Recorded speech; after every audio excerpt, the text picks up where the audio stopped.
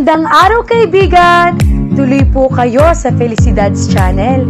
Sa mga kwento ng buhay at pag-ibig na hinalukay sa natatagong baul ni Felicidad. Pero bago po tayo magpatuloy, huwag niyo pong kalilimutan na i-like ang video, i-subscribe ang channel, at i-click ang notification bell para lagi kayong updated sa mga parating pa na upload.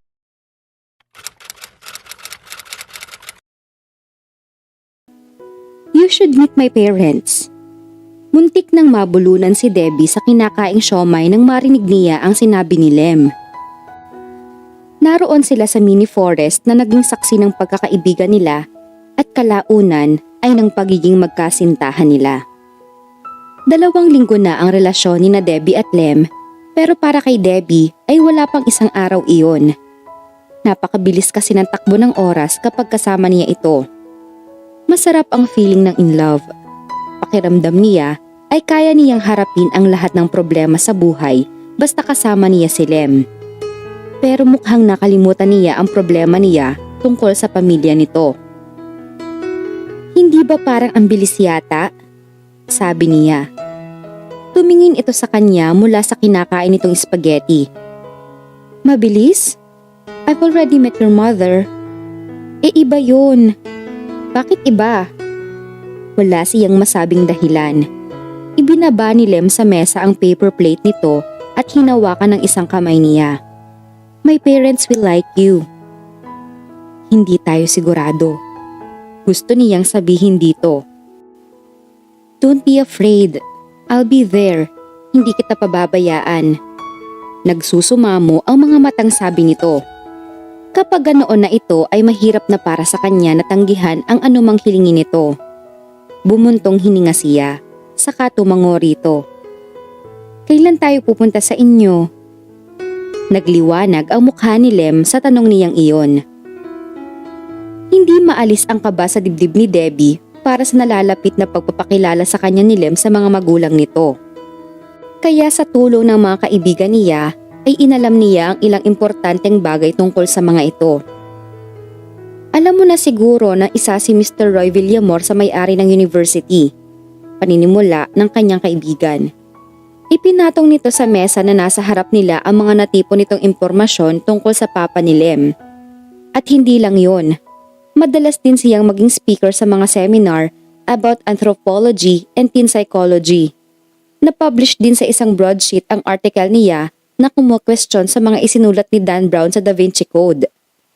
Yung sikat na libro? Hindi makapaniwalang tanong niya. Yup, nabasa mo na ba yon? Tanong ni Barbie. Huwag niyong basahin ang librong yon, wika ni Faye. Hindi sagot niya kay Barbie. Well, kung bukas na kayo magkikita, hindi ko na isasuggest na basahin mo pa yon. Tumango siya kay Barbie. Ang mama ni Lem, si Mrs. Ann Villamor, ay isang dating physics teacher.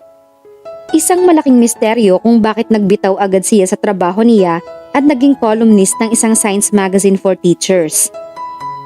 Hindi na gaanong naintindihan pa ni Debbie ang mga sinabi ni Barbie dahil napangiwi na agad siya pagkabanggit nito sa salitang physics.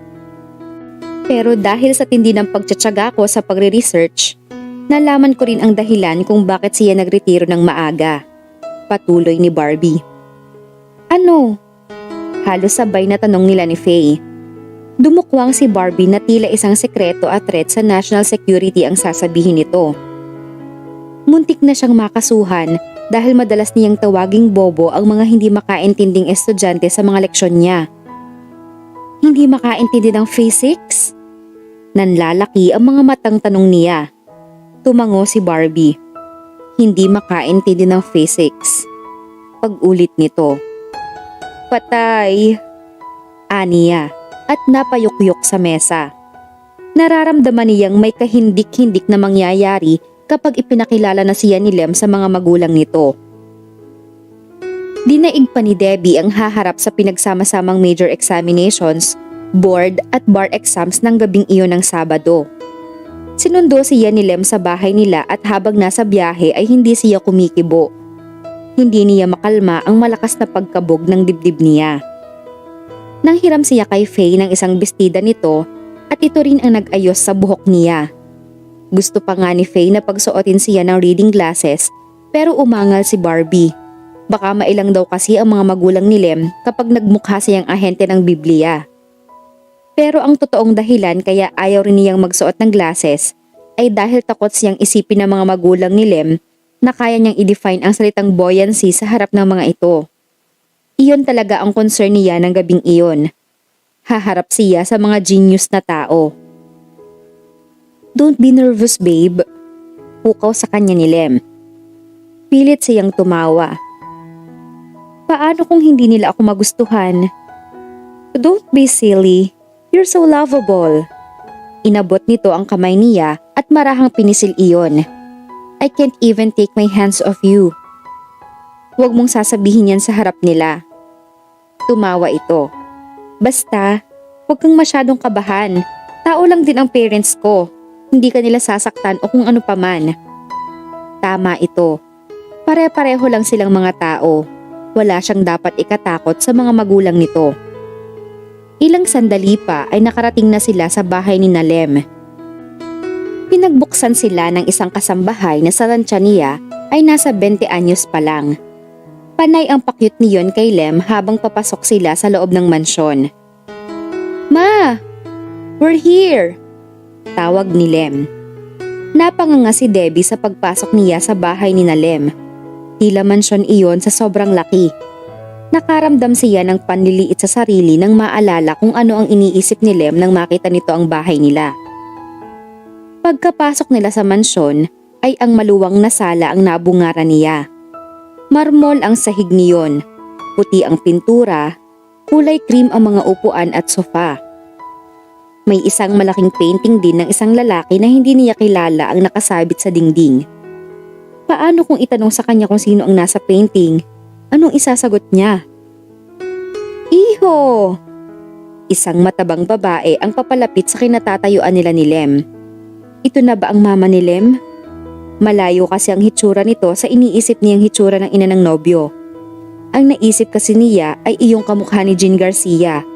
Iyong tipong nakasuot ng high-heeled shoes kahit nasa bahay lang. Pero ang nasa harap niya ngayon ay ang kamukha ni Vangela Balan. Mas bata lang ang hitsura. Elegante pa rin ang suot nito kahit nakatsinelas lang. Nasisilaw rin siya sa mga gintong alahas na suot nito. Humalik ang ginang sa pisngi ni Lem pagkatapos ay tumingin sa kanya. "So, you're the girlfriend?" Maluwang ang ngiting tanong nito sa kanya. Tumango siya. "Good evening po." "Good evening din." Lumapit ito sa kanya at bumeso. "Tara na sa kitchen. Nagpahanda ako ng pagkain since this is a special occasion. 3 taon na rin yatang walang dinalang babae si Lem dito sa bahay." Sabi ng ginang na kinindatan pa siya. Nagpatiuna na ito sa pagpunta sa kusina. Noon lang nakahinga ng maluwag si Debbie. Wala pala siyang dapat na ikatakot sa pagpapakilala sa kanya ni Lem sa mga magulang nito. Pagdating nila sa kusina ay muli siyang humanga sa luwang at linis niyon. Mahihiya ang alikabok na dumapo sa makikintab na kagamitan doon. Kulay green ang pintura ng pader kaya malamig sa mga mata. Mukhang high-tech din ang mga gamit. Inilalayan siya ni Lem na umupo sa harap ng isang parihaba at nangingintab na mesa. Saka ito tumabi sa kanya. Naabutan nilang nakaupo na sa kabisera ang ama ni Lem. Ang naisip niya ay kamukha nito si Tirso Cruz III, pero sa nakikita niya ay mas kahawig nito si Ogie Alcacid. Umupo sa tapat niya ang mama ni Lem. "Masaya kami na makilala ka namin, Davy." Halos magkasabay na sabi sa kanya ng mga magulang ni Lem. "Ma, it's Debbie." "Oh, sorry Debbie. And please call me Tita Ann. And you can call my husband Tito Roy. Total, hindi ka na magiging iba sa amin." Kung kausapin siya ng ginang ay para siyang estudyante na mahirap makaintindi. Tumango na lang siya. Tumingin sa kanya si Lem na tila sinasabing, "See? I told you it was going to be okay." She just smiled at him in agreement. "What course are you taking up, Debbie?" Tanong sa kanya ni Mrs. Villamor. Tita Ann. Political science o journalism? Ano po? HRM, sagot niya rito. HRM? Iyong sa pagluluto? Nakataas ang isang kilay na tanong ni Tito Roy. Hindi lang po sir. Tungkol din po iyon sa table arranging, bartending at nag-aaral din po kami ng management. Hindi political science? Tanong uli ni Tita Ann. Hindi po eh. It's okay. It's still okay. Aniya sa isip. Ma, huwag niyong ipilit na political science o journalism lang ang magandang kurso. Lahat ng kurso may haharapin kang challenges. Sabad ni Lem. I didn't say anything. Pagkontra ni Tita Ann. Pero napansin niya na bahagyang umasim ang mukha nito. Nasaan ba si Emily? Ang sabi ko sa kanya gusto ko ng lemonade ngayon ah. Nakalimutan na niya. Baka, inutusan ko kasing magtapon ng basura eh. Sagot dito ni Tito Roy.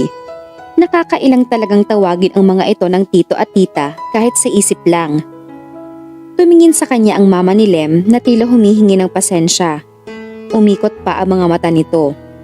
Naku, pasensya na. Ang mga katulong namin dito, mga walang pinag-aralan, mga walang klas, mga boba. Ma! Saway rito ni Lem. Pakiramdam ni Debbie ay nanigas ang mga kalamnan niya. Bigla ay nakaramdam siya ng panlalamig. Nagkaroon ng sandaling katahimikan.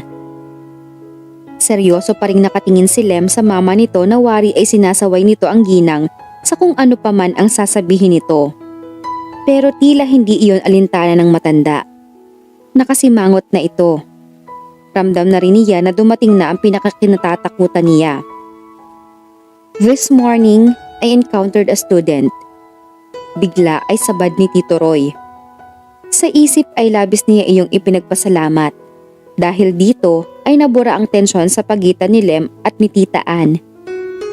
He asked about my opinion regarding crimes of passion. What about it? Seryosong tanong dito ni Tita Ann. Well, he asked me if we could connect it to the theories of Sigmund Freud. Iyon ang naging simula ng balitaktakan ng mag-asawa. Nang tingnan niya si Lem ay nakasimangot na ito na tila hindi nito nagustuhan ang nangyayari. Hindi na rin niya nasundan ang usapan ng mag-asawa. Wala na siyang naiintindihan sa sinasabi ng mga ito. Kahit inaasahan na niya sa posibleng ganoon na ang mangyari sa gabing iyon, ay tila nais pa rin niyang maiyak sa sitwasyon niya. Pero si Lem mukhang hindi ganoon ang inasahan nitong mangyayari. So, Debbie, pukaw sa kanya ni Tita Ann. Sa labis na pagkagulat niya ay muntik pa siyang mapatayo mula sa kinauupuan niya. What about you? What's your opinion on crimes of passion and its connection to Freud's theories? Pakiramdam ni Debbie ay namutla siya sa tanong na iyon ng ginang. Well, Ma, pinag-usapan na natin to, di ba? Seryosong sabi ni Lem. Nagkibit balikat lang si Tita Ann. Curious lang ako sa opinion niya. So, Debbie, you were saying, well, maybe, nagpapanik na siya. Anong sasabihin niya? Hindi nga niya kilala si Freud. Bakit hindi na lang nila pag-usapan ang tungkol sa Pasko?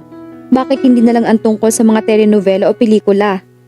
Naghihintay na ang mag-asawa sa isasagot niya.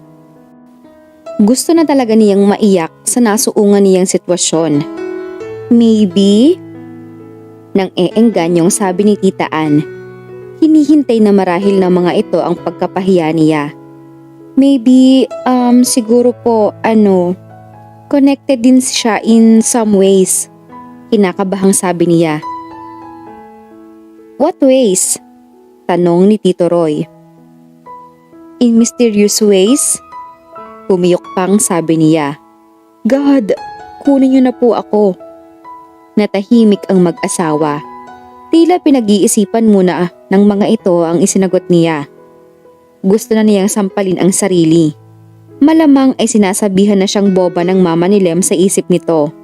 Nanliliit na siya at gusto na lamang niya magtago sa ilalim ng mesa. Ramdam din niya ang mabilis na tibok ng puso niya. Of course, biro lang po yun. sabi niya at pilit na tumawa. Tila nakahinga ng maluwag ang mag-asawa sa sinabi niya, saka tumawa. Right, it was just a joke, sabi ni Tita Ann at tinapik pa sa braso si Lem. You're lucky, Lem, may sense of humor ang girlfriend mo. Hindi pinansin ni Lem ang sinabi ng mama nito. Halata niyang naiinis na ito sa dahilang hindi niya alam. Tila may nangyari sa hapunan na iyon na hindi dapat nangyari. Tatanungin na lamang niya mamaya si Lem. The dinner continued. Nagpapasalamat si Debbie dahil hindi na sila nag-usap pa tungkol sa kung sino-sinong taong hindi niya kilala at nagkaroon na ng sariling mundo ang mga magulang ni Lem. Mundong hindi kabilang ang mga tulad niya. The dinner was a disaster.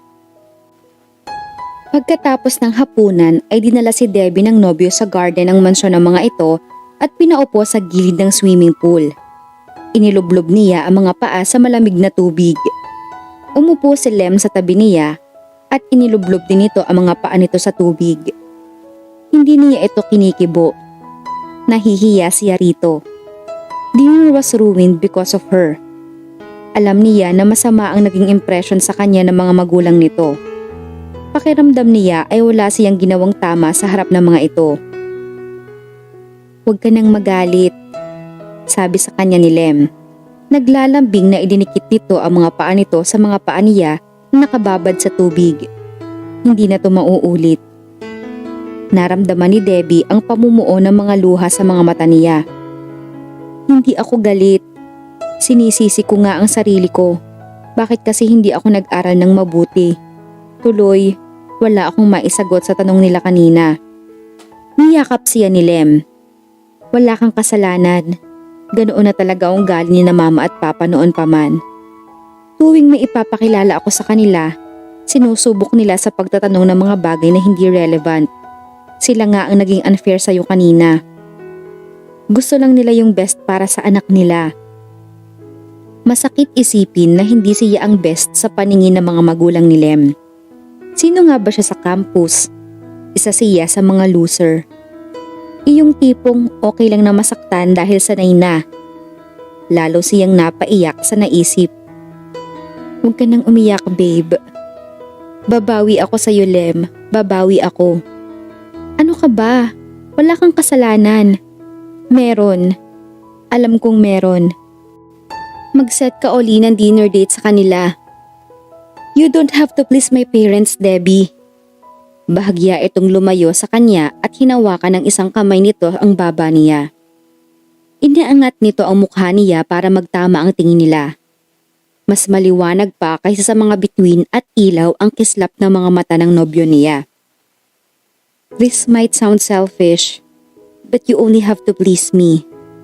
Ako ang mas mahalagang mapasaya mo, hindi sila. At alam mo kung paano mo ako mapapasaya? Feeling ko corny to. Nakasimangot na sabi niya rito. He chuckled. Yeah, pero sasabihin ko pa rin. You making me happy because you exist. Hindi mo na kailangang mag-effort. Iyong katotohanang humihinga ka sa mundong ito ay malaki ng kasiyahan ko. Sabi ko na nga ba, corny eh. Nakangiting sabi niya. Pero hindi niya mapigilan ang kilig na gumagapang sa buong sistema niya. And it would make me happier kung lagi mo kong lalambingin, yayakapin, hahalikan at aalagaan. Yan din ang kasiyahan ko, ang alagaan at pasayahin ka. Sabi niya. Mukhang nahawa na rin siya sa katsisihan nito. Pero huwag mong isipin na inaalila kita ha. Bigla ay sabi ni Lem. Tumango siya. Siyempre. Sandaling katahimikan ang namayani sa pagitan nila ni Lem, pero mabilis na bumalik sa alaala niya ang nangyari sa dining room kanina. Pero hindi talaga natin pwedeng isantabi na lang ang damdamin ng parents mo.